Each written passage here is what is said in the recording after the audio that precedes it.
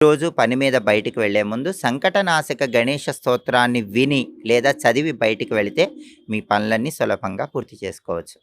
గణపతి సంపూర్ణమైన అనుగ్రహం కలగాలంటే ఈ సంకటనాశక గణేష స్తోత్రంలో ఉన్న అర్థం తెలుసుకుంటూ దాన్ని పఠించాలి. అప్పుడు గణపతి అనుగ్రహం కలుగుతుంది.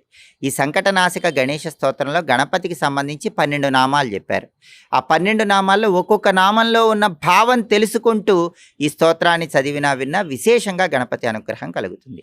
ఈ 12 నామాల్లో గణపతికి సంబంధించిన 5వ నామం గురించి, ఆ శ్లోకం గురించి ఈ స్తోత్రంలో ఏం చెప్పారంటే, లంబోదరం పంచమంచ షష్టం వికటమేవచ సప్తమం విఘ్నరాజేంద్రం ధూమ్రవర్ణం తథాష్టమం అంటూ చెప్పారు.